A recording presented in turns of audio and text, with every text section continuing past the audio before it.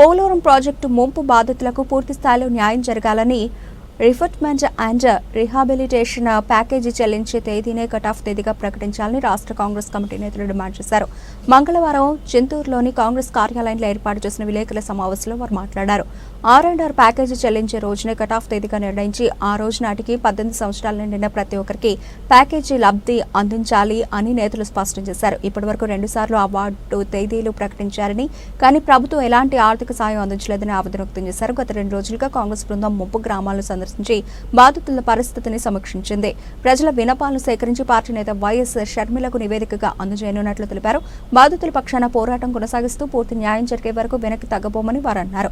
ప్రజల పునరావాస సమస్యలు, ప్రభుత్వ సర్వేల లోపాలు, R&R సమస్యలు తదితర అంశాలపై ముంపు గ్రామాల ప్రజలతో నేతలు చర్చించారు. సమావేశంలో పిసిసి అధ్యక్షులు మార్టిన్ లూథర్, ఉపాధ్యక్షులు కిరణ్ కుమార్ రెడ్డి, కమిటీ సభ్యులు doctor TK Visweswara Reddy, S Bullibabu, Ramalakshmi, PCC delegate MD Habib, senior నాయకులు డాక్టర్ హనీఫ్, షేక్ అహ్మద్ అలీ, కూనారపు నరేష్ తదితరులు పాల్గొన్నారు. పోలవరం నిర్వాసితుల సమస్యల మీద, అదేవిధంగా పోలవరం నిర్మాణంలో జరిగేటటువంటి అవకతవకల మీద కాంగ్రెస్ పార్టీ అధ్యక్షురాలు షర్మిలారెడ్డి గారు ఒక కమిటీని నియమించడం జరిగింది. కమిటీ సభ్యులైనటువంటి మేమందరం కూడా ముంపు మండలాలైనటువంటి విఆర్పురం, ఎటపాక, ఇవన్నీ కూడా చింతూరు మండలాల్లో ముంపు గ్రామాల్ని సందర్శించడం జరిగింది. అయితే పోలవరం ప్రాజెక్టుకి సంబంధించి ఈరోజు దాదాపు 1,00,000 కుటుంబాలు నిర్వాసిత కుటుంబాలుగా ఆనాడు రాజశేఖర రెడ్డి గారు సర్వే చేసి డీటెయిల్డ్ ప్రాజెక్ట్ రిపోర్ట్ DPRకి సంబంధించినటువంటి కేంద్ర ప్రభుత్వం నుంచి అన్ని అనుమతులు తీసుకుని వచ్చి పోలవరం ప్రాజెక్టు రాజశేఖర రెడ్డి గారు మరణించే నాటికే దాదాపు 33% పూర్తి చేసినటువంటి అపర భగీరథుడు స్వర్గీయ రాజశేఖర రెడ్డి గారు.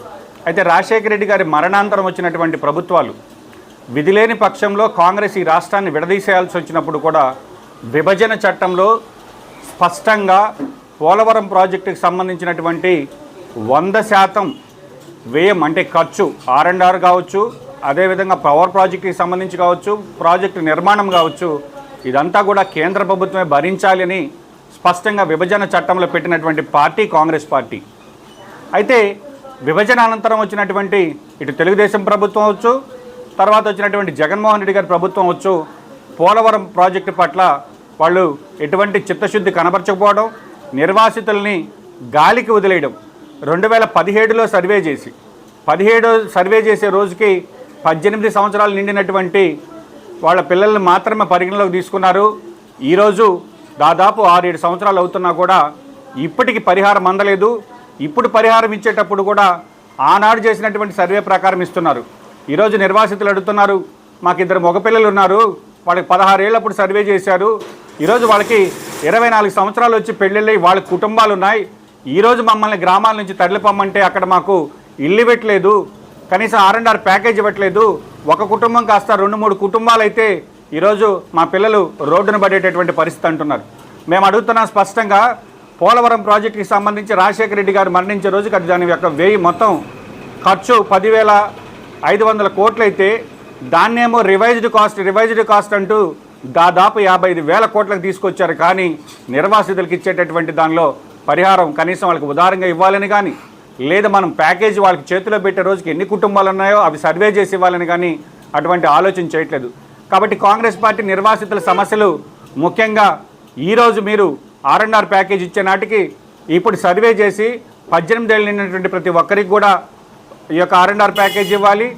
అదేవిధంగా రెండవది, ఈ యొక్క ముంపు మండలాల్లో కావచ్చు నిర్వాసితులకు సంబంధించి పశు గణన చేపట్టి ఈరోజు ఆ పశు సంపదను అక్కడికి తీసుకెళ్తే అక్కడ వాళ్ళు ఉంచుకునే దానికి కనీసం స్థలాలు ఇవ్వడం లేదు.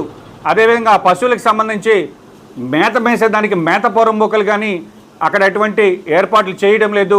ఈరోజు ఆ పశువులను ఏం చేయాలనేటటువంటి సమస్యలో నిర్వాసితులు ఉన్నారు. అదేవిధంగా నిర్వాసితులకు సంబంధించి మరో ముఖ్యమైన అంశం ఏంటంటే, పొలాలు తీసుకున్నారు గిరిజనుల దగ్గర, దానికి సంబంధించి మేము భూములు చూపించామంటున్నారు, కానీ ఆ సర్వే చేసినటువంటి భూముల్లో ఇప్పటికీ వాళ్ళకి గిరిజనులకు పట్టాలు ఇవ్వకపోవడం. ఈ విధంగా నిర్వాసితులకు సంబంధించినటువంటి పోలవరం నిర్వాసితుల కన్నీటి వెదలు ఈరోజు మేము ప్రత్యక్షంగా చూసాం. నిర్వాసితుల సమస్యల పట్ల కూడా కాంగ్రెస్ పార్టీ చాలా చిత్తశుద్ధితో పనిచేస్తుంది. అయితే జగన్మోహన్ రెడ్డి గారి ప్రభుత్వంలో మరి కొత్తగా ఇంకొక అంశాన్ని లేవనెత్తారు. నిర్వాసితులకు సంబంధించి ఆనాడు రాజశేఖర రెడ్డి గారు మండలాన్ని యూనిట్గా తీసుకొని ప్రతి మండలం ముంపు మండలాలు ప్రకటించి ఆ కుటుంబాలు సర్వే చేసి ఎన్ని కుటుంబాలు మునుగుతాయి అన్నీ కూడా వాళ్ళకందరికీ పరిహారం ఇవ్వాలనేటటువంటి ఉద్దేశంతో రెడీ చేస్తే ఈరోజు కొత్తగా నీటి నిల్వ ఎత్తుతో ప్రాజెక్టుకి సంబంధించి డిపిఆర్ ఏమో పూర్తి ప్రాజెక్టు కడుతున్నారు. 45.7 మీటర్ల ఎత్తు వరకు స్పిల్వే పూర్తి చేశారు. మళ్ళీ ఈరోజు నీటిని అంత ఎత్తు నిల్వ చేయడం లేదు. 41.15 మీటర్లకే మేము పరిమితం చేస్తున్నాం.